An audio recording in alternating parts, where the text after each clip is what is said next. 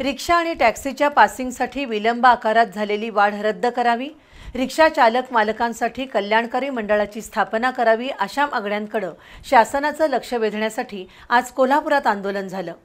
कोल्हापूर जिल्हा रिक्षा आणि टॅक्सी वाहनधारक समितीच्या वतीनं आरटीओ कार्यालयाच्या दारात खरडा भाकरी आंदोलन करण्यात आलं। मागणीचं निवेदन आरटीओ विजय चव्हाण यांना देण्यात आलं।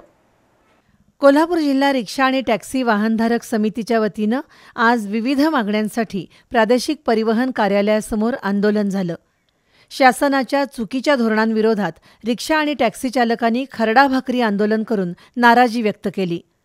उशिरा पासिंग होणाऱ्या वाहनांवर दररोज 50 रुपये दंड आकारला जातोय। हा दंड रद्द व्हावा, रिक्षा चालकांना असंघटित कामगार म्हणून घोषित करून त्यांना सर्व योजनांचा लाभ मिळावा, रिक्षा चालक मालक यांच्यासाठी शासनानं कल्याणकारी मंडळ स्थापन करावं, आरटीओ कार्यालयाकडून एक खिडकी योजना सुरू करावी, प्रलंबित रिक्षा टॅक्सी थांबे मंजूर करावेत अशा मागण्या करण्यात आल्या।